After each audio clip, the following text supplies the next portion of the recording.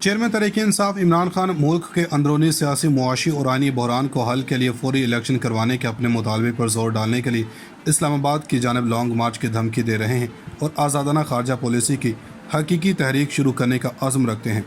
वो अपनी हुकूमत के ख़िलाफ़ तहरीक अदम एतमाद की पुष्ट पर मुबैना अमरीकी साजिश के बयानी का सहारा लेकर नौजवानों में इज़्तिराब की लहर पैदा करने में बड़ी हद तक कामयाब हो रहे हैं।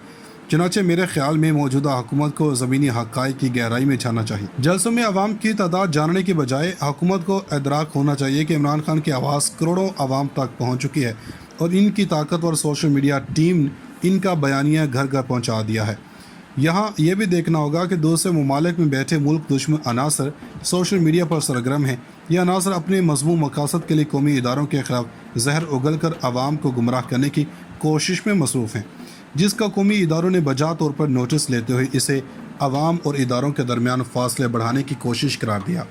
जबकि काबीना की कौमी सलामती कमेटी के इजलास में वाशिंगटन में पाकिस्तान के सफारतखाने से मौसूल होने वाले टेलीग्राम पर गौर किया गया।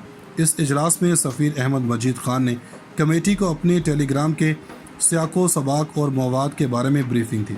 कौमी सलामती कमेटी ने मवाद और कम्युनिकेशन की जाँच के बाद कौमी सलामती कमेटी के गुज़श्ता इजलास के फैसलों की तौसीक की। कौमी सलामती कमेटी को प्रीमियर सिक्योरिटी एजेंसीज ने दोबारा इस बात से आगाह किया कि इन्हें किसी साजिश का कोई सबूत नहीं मिला। कौमी सलामती कमेटी ने कम्युनिकेशन का जायज़ा लेकर और सिक्योरिटी एजेंसियों की जानब से मौसूल होने वाले जायज़ों और पेश करदा नताइज से ये नतीजा अखज़ किया कि कोई गैर मुल्की साजिश नहीं हुई है। वज़ीर मुमलिकत बराए अमूर ख़ारजा हिना रब्बानी खान ने भी कहा है कि कौमी सलामती कमेटी में मरासले का तफसील से जायज़ा लिया गया और सफ़ीर के मरासले में किसी भी जगह साजिश का जिक्र नहीं था।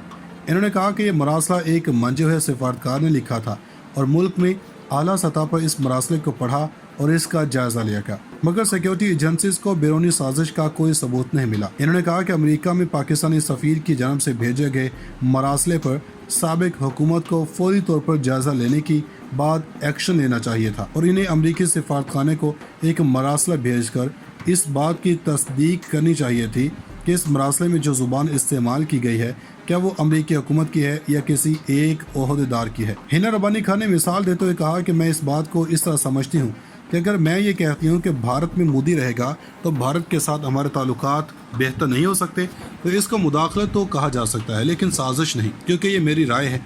एक सवाल के जवाब में इन्होंने कहा कि इस मरासले का मुल्क के आला सतही फोरम पर जायजा लिया गया, इसलिए मैं समझती हूँ कि इस मामले को अदालती कमीशन में ले जाने की ज़रूरत नहीं है।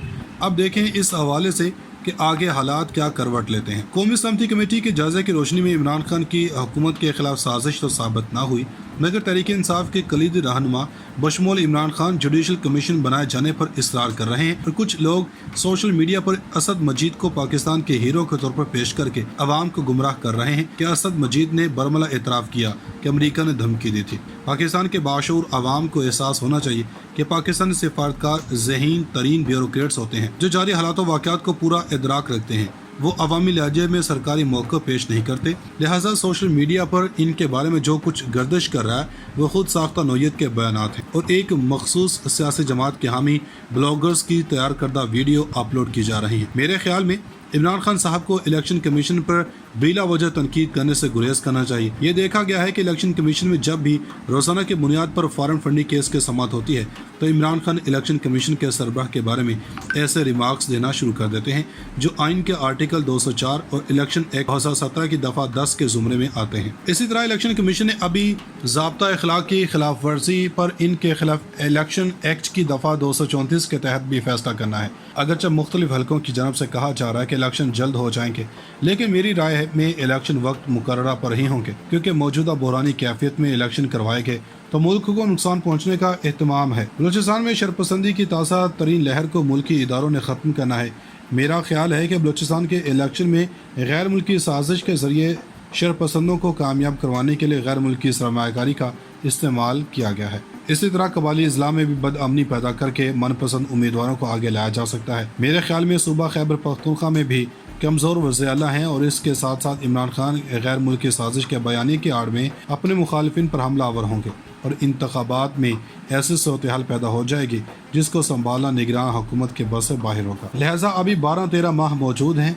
इस अरसे में मुख्तदर हलकों को डायलाग के जरिए तमाम सियासी फरीकों को اندھی اور جذباتی کیفیت سے نکالنا ہوگا اور عمران خان جو لانگ مارچ کے ذریعے اسلام آباد کو بند کرنے کا عزم رکھتے ہیں، اس کے ممکنہ نتائج سے آگاہ کرنا بہت ضروری ہے۔ الیکشن کمیشن نے اسی سال لوکل گورنمنٹ کے انتخابات بھی کروانے ہیں اور حلقہ بندیوں کے مرحلے سے بھی گزرنا ہوگا۔ اسی دوران فارن فنڈنگ کیس کے بارے میں بھی اہم پیش رفت کی متوقع ہے، لہٰذا میری رائے میں اس ساری صورتحال کے فوری انتخابات کا انعقاد ممکن نظر نہیں آ رہا۔ حکومت انتخابی اصلاحات پر کام کر رہی ہے۔ اسپیکر قومی اسمبلی نے پارلیمانی کمیٹی بھی قائم کر دی ہے جو انتخابی اصلاحات کے ذریعے انتخابات کے لیے نئی راہ نکالے گی۔ انتخابی اصلاحات 2014 میں انتخابی کمیٹی قائم ہوئی تھی، جس کے نتیجے میں 2017 الیکشن ایکٹ میں نمایاں انتخابی اصلاحات ہو چکی ہیں۔ میرے خیال میں عمران خان صاحب کو الیکشن کمیشن پر بلا وجہ تنقید کرنے سے گریز کرنا چاہیے۔ یہ دیکھا گیا ہے کہ الیکشن کمیشن میں جب بھی روزانہ کی بنیاد پر فارن فنڈنگ کیس کی سماعت ہوتی ہے تو عمران خان الیکشن کمیشن کے سربراہ کے بارے میں ایسے ریمارکس دینا شروع کر دیتے ہیں جو آئین کے آرٹیکل 204 اور الیکشن ایکٹ 2017 کی دفعہ 10 کے زمرے میں آتے ہیں۔ اسی طرح الیکشن کمیشن نے ابھی ضابطہ اخلاق کی خلاف ورزی پر ان کے خلاف الیکشن ایکٹ کی دفعہ 234 کے تحت بھی فیصلہ کرنا ہے۔ اگرچہ مختلف حلقوں کی جانب سے کہا جا رہا ہے کہ الیکشن جلد ہو جائیں گے، لیکن میری رائے میں الیکشن وقت مقررہ پر ہی ہوں گے، کیونکہ موجودہ بحرانی کیفیت میں الیکشن کروائے گئے تو ملک کو نقصان پہنچنے کا اہتمام ہے۔ بلوچستان میں شرپسندی کی تازہ ترین لہر کو ملکی اداروں نے ختم کرنا ہے۔ میرا خیال ہے کہ بلوچستان کے الیکشن میں غیر ملکی سازش کے ذریعے شرپسندوں کو کامیاب کروانے کے لیے غیر ملکی سرمایہ کاری کا استعمال کیا گیا ہے۔ اسی طرح قبائلی اضلاع میں بھی بد امنی پیدا کر کے من پسند امیدواروں کو آگے لایا جا سکتا ہے۔ میرے خیال میں صوبہ خیبر پختونخوا میں بھی کمزور وزیر اعلیٰ ہیں اور اس کے ساتھ ساتھ عمران خان غیر ملکی سازش کے بیانیے کی آڑ میں اپنے مخالفین پر حملہ آور ہوں گے اور انتخابات میں ایسی صورتحال پیدا ہو جائے گی جس کو سنبھالنا نگراں حکومت کے بس سے باہر ہوگا۔ لہٰذا ابھی 12-13 ماہ موجود ہیں۔ اس عرصے میں مقتدر حلقوں کو ڈائلاگ کے ذریعے تمام سیاسی فریقوں کو اندھی اور جذباتی کیفیت سے نکالنا ہوگا اور عمران خان جو لانگ مارچ کے ذریعے اسلام آباد کو بند کرنے کا عزم رکھتے ہیں، اس کے ممکنہ نتائج سے آگاہ کرنا بہت ضروری ہے۔